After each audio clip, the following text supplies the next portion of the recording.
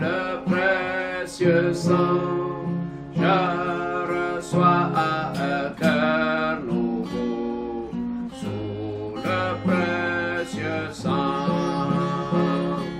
Sous le sang, le précieux sang, sous le sang, le précieux sang, je reçois un cœur nouveau sous le précieux sang. Oh Gina, Gina, Gina, bien-aimée. Oh Gina, Gina, bien-aimée. Gina, ye, yo, bunya, bien. Ya, enga, mendue. Ah, calme, Jésus-Christ. Ah, calme, Jésus-Christ. La joie fidèle. Ah, calme, qui vient. Calme, qui Jésus, Yewa. Calme, qui Jésus, Yewa. Qui me gaman me sauve, me donne mauvais. Amen, amen, gloire à Dieu. Merci Seigneur, nous te glorifions. Merci de nous permettre d'être ce dimanche, oui, réunis pour te magnifier, célébrer ton Saint-Nom. Gloire à toi. Seigneur, que toute la gloire te revienne à jamais. Permets que ces instants soient abondamment bénis, que ta parole puisse trouver un effet. D'abord, qu'elle produise un écho dans nos cœurs, qu'elle y soit profondément gravée, afin que nous puissions suivre tes pas, obéir à ta parole. Merci infiniment, Père Céleste. Nous prions dans le nom de Jésus. Amen. Amen. Gloire à Dieu. J'aimerais annoncer le thème de ma prédication de ce jour. Le thème est le suivant. Pourquoi le concubinage n'est-il pas bon aux yeux de Dieu? Pourquoi le concubinage n'est-il pas bon aux yeux de Dieu? J'aborde ce thème au regard de la situation qui prévaut. D'abord, au temps des missionnaires, c'était une véritable catastrophe. Nos ancêtres, on les appelait les indigènes. Et bon, il n'y avait pas d'administration coloniale pour amener les hommes à un mariage civil. Et même les mariages à la coutume étaient rares, parce que le contexte socio-culturel de l'époque, c'était le concubinage, la vie de concubinage. Même à une époque récente, dans certains pays, tels qu'en Guinée équatoriale, là-bas, il n'y avait jamais d'état civil. Parce que dans l'église, j'avais bon nombre de chrétiens. Lorsque le réveil des années 80, nous l'avons expérimenté, les gens se mariaient par dizaines. Il y avait des dizaines de mariages. Et je suis en train de vous dire qu'il y a eu des unions de concubinage régularisées. Il y a eu beaucoup de régularisation à l'époque. Mais pour ceux de la Guinée équatoriale, j'étais contraint de les envoyer dans leur ambassade, dans leur consulat, pour se marier, n'est-ce pas, civilement, n'est-ce pas, dans leur administration. Parce que là-bas,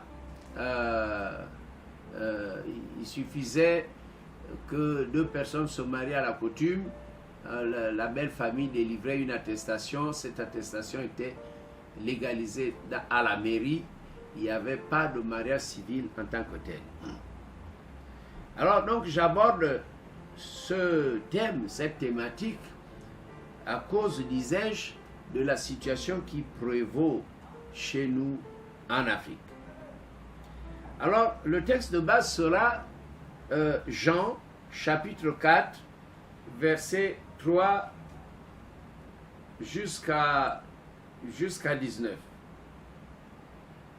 Jean, chapitre 4, verset 3 à 19. Je vais lire pour vous ce passage. Alors il quitta la Judée et retourna en Galilée.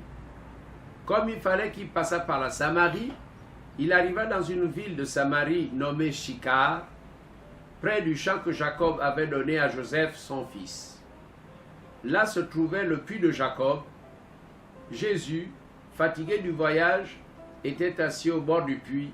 C'était environ la 6e heure, c'est-à-dire à midi.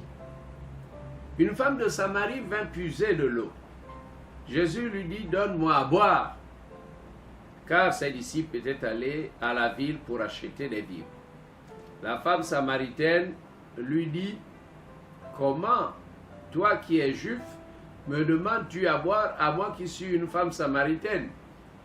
Les Juifs, en effet, n'ont pas de relation avec les Samaritains.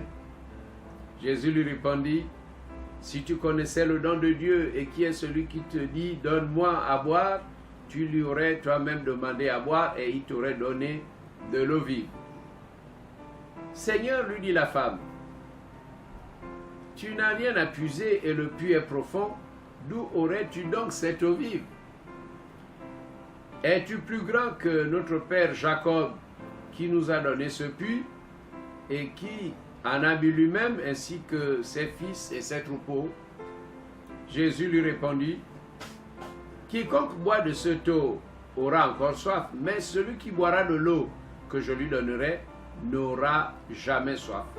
Et l'eau que je lui donnerai deviendra en lui une source d'eau qui jaillira jusque dans la vie éternelle. La femme lui dit, Seigneur, donne-moi cette eau, afin que je n'ai plus soif et que je ne vienne plus puiser ici. Va, lui dit Jésus, appelle ton mari et viens ici. Donc Jésus, plus que moi, change de sujet. La femme répondit, je n'ai point de mari. Jésus lui dit, tu as eu raison de dire, je n'ai point de mari, car tu as eu 5 maris, et celui que tu as maintenant n'est pas ton mari. En cela tu as dit vrai. Seigneur, lui dit la femme, je vois que tu es prophète. Nos pères ont adoré sur cette montagne, et vous dites, vous, que le lieu où il faut adorer est à Jérusalem. Femme, lui dit Jésus, crois-moi, l'heure vient où ce ne sera ni sur cette montagne, ni à Jérusalem que vous adorerez le Père. Vous adorez ce que vous ne connaissez pas, nous adorons ce que nous connaissons, car le salut vient des Juifs. Mais l'heure vient, et elle est déjà venue, où les vrais adorateurs adoreront le Père en esprit et en vérité, car ce sont là les adorateurs que le Père demande. Dieu est esprit, et il faut que ceux qui l'adorent en esprit et en vérité. La femme lui dit, je sais que le Messie doit venir, celui qu'on appelle Christ. Quand il sera venu, il nous annoncera toutes choses. Jésus lui dit, je le suis, moi qui te parle. Là-dessus arrivèrent ses disciples qui furent étonnés de ce qu'il parlait avec une femme. Toutefois, aucun ne dit, que demandes-tu ou de quoi parles-tu avec elle? Alors la femme, ayant laissé sa cruche, s'en alla dans la ville et dit aux gens, venez voir un homme qui m'a dit tout ce que j'ai fait, ne serait-ce point le Christ? Il sortit de la ville. Donc les gens sortirent de la ville et ils vinrent vers lui. Amen. Amen, amen. Gloire à Dieu. Oui, bien-aimés, mesdames et messieurs, nous avons là le dialogue, si vous voulez, entre Jésus et la femme samaritaine. La rencontre de Jésus avec la femme samaritaine a lieu au bord du puits de Jacob. C'était un simple puits creusé dans le sol qui recueillait l'eau de pluie et celle qu'il filtrait dans la nappe phréatique. 2 fois par jour, matin et soir, des femmes venaient pour puiser de l'eau. Cette femme vient à midi, à une heure où il y a peu de monde au puits. Il semble qu'elle avait choisi cette heure qui était un temps de pause pour d'autres. Elle avait choisi cette heure pour ne pas se faire remarquer ou alors pour ne pas rencontrer des personnes qui la connaissaient bien parce que c'était une femme de mauvaise vie. La femme samaritaine était une femme de mauvaise vie qu'on peut qualifier de prostituée. Alors, cette femme était membre d'une ethnie métissée et détestée. Elle était connue pour sa vie de péché, comme je suis en train de le dire. Maintenant, le puits se trouve à un endroit public. Aucun juif respectable n'aurait parlé à une femme dans une telle circonstance. Jésus, lui, le fait. Ce qui est étonnant, c'est que Jésus, il abordait facilement les pécheurs. Il pouvait entrer dans la maison d'un pécheur. Vous voyez là que Jésus s'adresse à une femme de mauvaise vie. Mais pourquoi Jésus se comportait-il de cette façon? Eh bien, c'est parce qu'il était venu chercher et sauver ceux qui étaient perdus. Bon nombre de prédicateurs et de religieux, surtout les grands religieux, aiment rester sur des podiums élevés. Parfois, on pointe du doigt, ces gens-là, c'est vous, non. Voilà ce qu'était l'aptitude des pharisiens. Mais Jésus ne se comporte pas comme un pharisien. Il était venu pour prêcher la bonne nouvelle. Et la bonne nouvelle s'adresse à chacun, quelle que soit sa race, quelle que soit sa position sociale, ou quelles que soient ses fautes passées. Soyons donc toujours prêts à communiquer cette bonne nouvelle. Nous, disciples de Jésus-Christ, nous ne devons pas hésiter de franchir les barrières pour annoncer l'évangile. Alors, que veut dire Jésus quand il évoque, n'est-ce pas, cette affaire d'eau vive? Il parle de l'eau vive. Jésus, d'abord, est la source de la vie.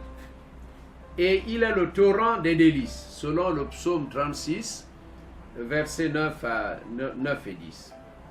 Jésus est lui-même la source d'eau vive. Seul le Messie peut offrir une eau capable d'étancher la soif qu'on éprouve pour les choses de la terre. Nous avons des besoins physiques. Nous avons aussi les besoins d'eau, des besoins physiques, je disais, nous avons aussi des besoins spirituels. Le message de Jésus s'intéresse parce que ce message peut toucher, n'est-ce pas, la vie spirituelle. Ce message peut toucher le cœur. Le message de Jésus intéresse cette femme parce que elle se dit, mais tiens, ce qui me dit là, il me parle d'une eau. S'il me donne s'il me donne cette eau, alors je n'aurai plus besoin de faire le va-et-vient pour venir puiser. Donc son attention est attirée par ce que dit Jésus. Nous y reviendrons tout à l'heure. Mais j'ai une question à vous poser. Quel était le péché mignon de la femme samaritaine? Eh bien, si vous m'avez suivi d'entrée de jeu, je vous ai déjà dit ce qu'elle était. Le péché de la femme samaritaine, pour parler de manière précise, c'était qu'elle menait un mode de vie. Elle menait un mode de vie, une vie qui sélectionnait les hommes la femme samaritaine était belle, c'était une belle femme, et les hommes se battaient pour la conquérir. Alors, quand elle parle avec le Sauveur du monde, Jésus parlait de l'eau vive, mais il va brusquement changer de sujet. Parce que là, le Seigneur qui parlait souvent en parabole, qui utilisait souvent des métaphores, là, depuis qu'il avait commencé à parler de l'eau, la femme voyait ça au sens réel, alors que Jésus parlait au sens figuré. En fait, quand Jésus parlait de l'eau, parce qu'elle voyait chez la femme un cœur insatiable, et avec la tension, une certaine tension, ses désirs charnels se coulaient comme, se pressaient comme une chute. Elle désirait les hommes. Elle aimait changer les hommes.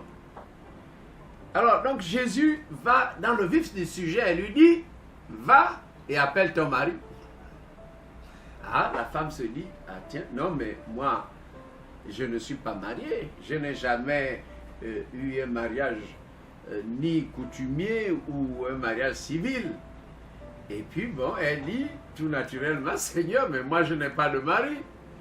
Et Jésus lui dit, oui, pour ça tu as livré, hein, parce que tu en as eu déjà 5. Et le 6e avec qui tu vis en ce moment n'est pas ton mari.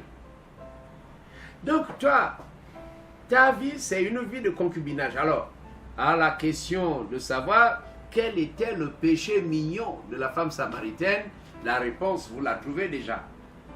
Elle aimait la vie de concubinage. Est-ce qu'au Gabon, les gens n'aiment pas cette vie? Est-ce que les gens ne sont pas accrochés à cette vie? Est-ce qu'on n'est pas assis dans cette vie de concubinage? Dans le réveil des années 80, puisque je suis en train d'en parler et j'en parle en long et en large, nous étions contraints d'enseigner le public, puisque les âmes s'étaient abondamment données. J'avais une église de 2000 personnes les dimanches. Et 2000 personnes, je les faisais en un culte. Je faisais un culte. Mais c'était, la concession était archi-comble. Dans la semaine, même quand il avait plu, il y avait un public comme un dimanche. Ouais, donc pendant le réveil des années 80, vraiment Dieu a abondamment travaillé. Et curieusement, quand on regardait les dossiers des âmes, la plupart vivaient en concubinage. En fait, 50%. Et c'est la couche sociale, ce sont les enfants et les jeunes qui étaient faciles à baptiser à l'époque.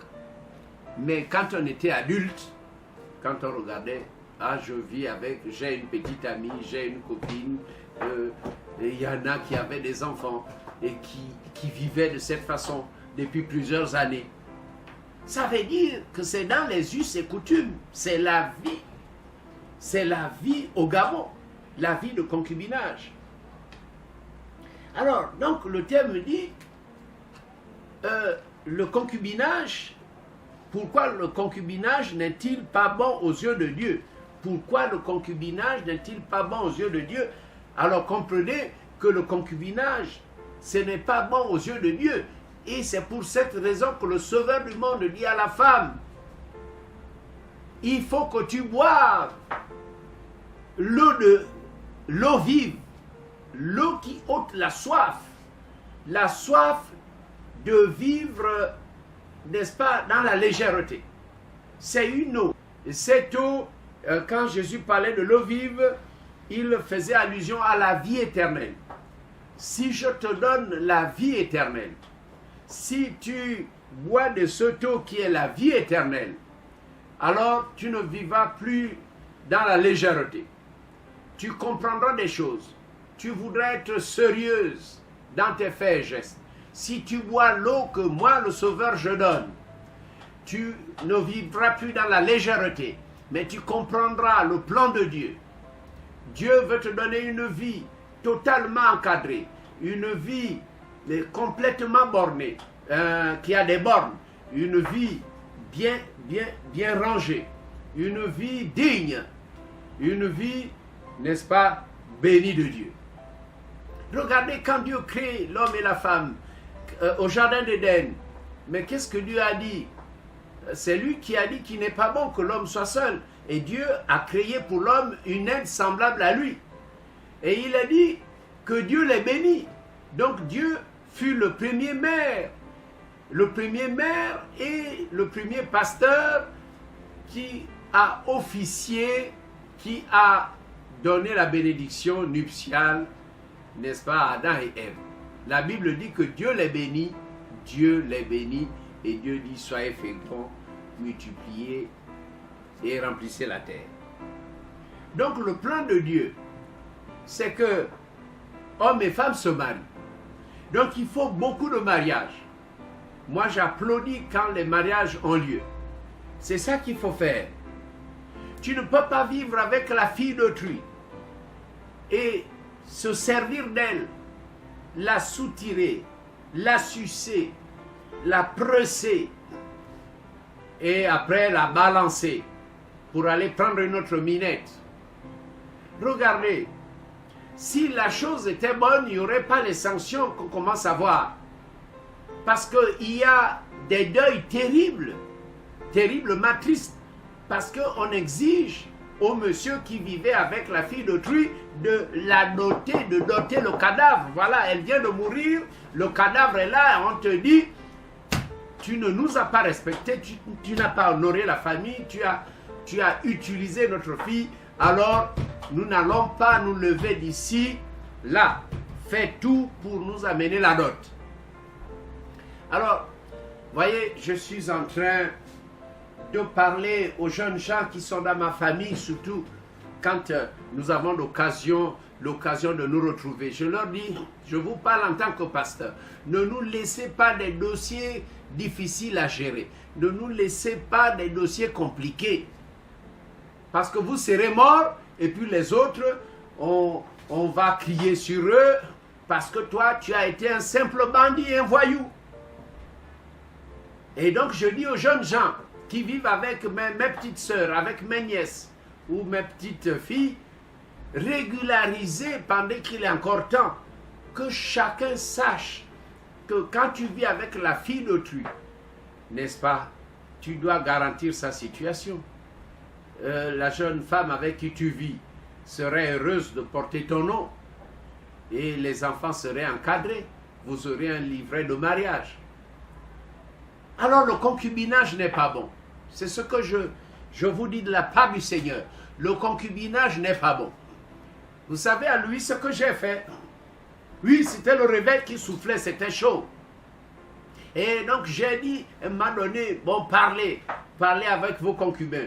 Les sœurs, les dames qui venaient à l'église ont commencé à dire à leurs copains, écoute, il faut régulariser, mais on vit depuis plusieurs années. Est-ce que tu as la pensée de venir voir mes parents? As-tu la pensée de faire quelque chose? Et comme ils n'écoutaient pas, un jour j'ai dit aux femmes, repartez chez vous. Vous savez, la difficulté, elle a lieu à partir de quel moment? Ce sont les femmes qui se précipitent à aller habiter chez l'homme. N'est-ce pas vrai? Dès que la fille est amoureuse, elle commence à déménager petit à petit, les parents ne la voient plus parce qu'elle est allée chez le copain. C'est de la faute des femmes. Mais pendant le réveil des années 80, 1990, je disais, allez, repartez chez vous.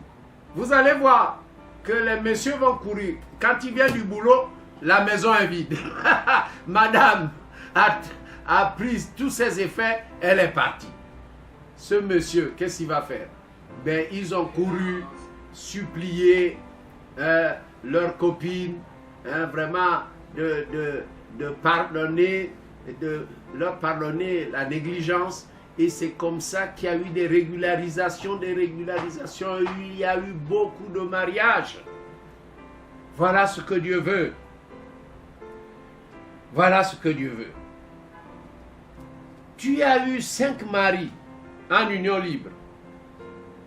Tu as eu 5 maris en vie de concubinage. Et tu vis avec le 6e. Ce que tu fais n'est pas bon. Alors, quand un mari ne te plaît plus, tu lui files un coup de pied. Quand vous discutez, allez, tu me prends pour qui? Moi, je suis une femme que beaucoup de gens aiment. J'ai des gens qui m'attendent. Ça, c'est l'orgueil. Et c'est pour cela, pour vous éviter l'enfer, je vous exhorte à mettre votre vie en ordre. Mesdames et messieurs, mettez votre vie en ordre. Oui, gloire à Jésus. Ah, Jésus, vraiment, c'était un grand sauveur. Et il n'est pas passé outre. Il a mis le doigt dans la plaie. Il a vraiment tout fait pour sauver cette femme. Femme samaritaine, celui qui boira de l'eau que je lui donnerai n'aura plus jamais soif. Et l'eau que je lui donnerai deviendra en lui une source d'eau vive qui coulera jusque dans la vie éternelle. Oui, cette eau, les Gabonais et les Gabonaises en ont besoin. Cette eau, eh bien, c'est la vie éternelle que Jésus donne à quiconque croit en lui. Jésus sauve et transforme la vie de celui qui croit en lui par le moyen de son Saint-Esprit. La femme samaritaine devait alors chercher à boire l'eau de la vie éternelle. C'est pourquoi, d'ailleurs, le prophète Ésaïe a dit au peuple d'Israël, « Vous tous qui avez soif, venez, venez aux eaux et buvez. » Ésaïe, chapitre 55, verset 1. J'invite tous ceux et toutes celles qui vivent en concubinage au Gabon de régulariser leur situation. Je vais vous dire comment nous fonctionnons dans l'Église. Nous n'avons pas du tout l'intention de séparer, n'est-ce pas, des couples qui vivent ensemble. Non, ce n'est pas le but de l'Église. Mais l'Église, le but de l'Église est appelé à enseigner, à amener les âmes, n'est-ce pas, à vivre dans la droiture, à obéir à Dieu. Et donc, lorsque les gens acceptent Jésus, et si ces personnes vivent en concubinage, on demande à l'homme pourquoi n'a-t-il pas épousé la femme. Parfois, c'est à cause du manque de moyens, du manque d'économie. Peut-être ce que la belle famille demande, c'est trop cher. Le monsieur a peu de moyens. Et parfois, l'Église aide pas mal de chrétiens, n'est-ce pas, à pouvoir régulariser la situation. Alors, je crois que Dieu vraiment va vous aider. Il est écrit dans Ecclésiaste, écoutons la fin du discours. Crains Dieu et observe ses commandements. C'est là ce que doit tout homme, car Dieu amènera en jugement, Dieu amènera toute œuvre en jugement au sujet de tout ce qui est caché, soit bien, soit mal. C'est écrit dans Ecclésiaste chapitre 12, versets 1 à 3, et puis au verset 9. Je ne cesse donc d'insister, je ne cesserai pas d'insister pour que vraiment vous changez de statut, que vous obéissiez à Dieu et que vous parveniez à des mariages honorés de tous. Ne néglige rien. Ne néglige pas le mariage à la coutume. Nous considérons le mariage à la coutume. Parce que les Blancs nous ont amené l'état civil, mais le mariage à la coutume, chez nous les Africains, c'est le vrai mariage, c'est le grand mariage, où deux familles sont assises et vont s'unir parce qu'il y a un homme et une femme qui s'unissent par le lien du mariage. Alors, honorez vos parents. Jeunes femmes, honorez vos parents. Jeunes hommes, honorez vos parents. Alors, que l'évangile puisse avoir, n'est-ce pas, un appui. Un appui. Souvent, nous sommes dans des décès, on parle de l'homme qui est parti. Mais il faut bien faire les choses. Et je souhaite que vous soyez de cette lignée-là, cette lignée d'hommes qui font bien les choses. Je vais conclure. Jésus est venu chercher et sauver ce qui était perdu. Ne crains rien. Si Dieu met le doigt dans ta plaie, c'est parce qu'il veut te guérir. Si tu confesses tes péchés, il te les pardonnera et il te purifiera. Sache et n'oublie pas que le concubinage n'est pas bon aux yeux de Dieu. C'était là le thème. Et je le répète, sache et n'oublie pas que le concubinage n'est pas bon aux yeux de Dieu. Régularise vite ta situation avant la mort. Que tu ne sois pas sanctionné, n'est-ce pas, par la belle famille parce que tu n'as pas su l'honorer, et ne sois pas sanctionné par Dieu quand tu comparaîtras devant lui. Beaucoup sont déjà en enfer, je regrette de le dire. Beaucoup de Gabonais sont en enfer et beaucoup de Gabonais partent en enfer à cause de la méchanceté. Les gens, même quand ils parlent des églises, ils sont arrogants. Ils sont arrogants. Mais regardez tous ces arrogants, ils finissent mal, ils meurent mal, tous ceux qui sont arrogants. Vous parlez mal des églises, vous parlez mal des pasteurs. Vous êtes arrogants. Donc vous avez déjà votre fauteuil en enfer. Je vous invite à être humble. Dieu appelle l'homme à être humble. Lorsque le grand ange Lucifer au ciel a cru qu'il avait déjà avait atteint l'égalité avec Dieu, alors qu'il n'était qu'à un quart du pouvoir divin. Un quart parce qu'il a réussi à corrompre le quart des anges, le quart. Donc son pouvoir se limitait à un quart, au quart de la puissance de Dieu. Vous voyez comment je fixe le ratio, le pourcentage. Il a entraîné un quart d'ange. Parce que son pouvoir, il a cru qu'il égalait Dieu, alors que son pouvoir ne se limitait qu'au quart du grand pouvoir divin. Et il fut donc précipité sur la terre à cause de l'orgueil. Gabonais et Gabonaises, si vous êtes orgueilleux, vous finirez mal. Si vous êtes orgueilleux, que c'est beau de trouver des hommes humbles. Vous allez à la télévision, vous parlez mal des églises. On a vu des champions parler des églises. Dieu les a frappés. Je ne souhaite pas que vous soyez frappés. Que Dieu vous aide. Soyons humbles dans notre façon de vivre. Vous voyez, parce que Dieu élève les humbles, mais Dieu, n'est-ce pas, punit les orgueilleux. Alors, est-ce que les Gabonais sont humbles ou bien hautains? Alors que Dieu vous aide. Vraiment, je vais prier pour vous. Vous devez passer par la repentance. Et je regrette que l'enfer du Gabon, sous le Gabon, l'enfer ne fait que se remplir d'orgueilleux, de méchants, de criminels, des gens qui croient être plus forts, après ils meurent comme des insectes. Que Dieu nous aide. Seigneur, Seigneur, comment faut-il parler, n'est-ce pas, à ce pays où il y a l'arrogance, la méchanceté et l'orgueil? Seigneur, étends ta main sur les hommes. Je ne veux pas que tu les punisses, mais que tu viennes à leur secours. Viens au secours de ce malheureux, à celui-là qui n'est pas respectueux, à celui-là qui ne sait pas diriger l'administration, à celui-là qui ne sait pas diriger sa maison, à celui-là qui ne sait pas diriger ses affaires. Il croit être puissant. Même Hitler, qui se croyait puissant, est mort comme un cafard. Alors Seigneur, vraiment viens aider nos hommes, nos semblables, nos concitoyens. Sauve-les et aide-nous, nous qui sommes chrétiens déjà, à rester humbles, toujours humbles.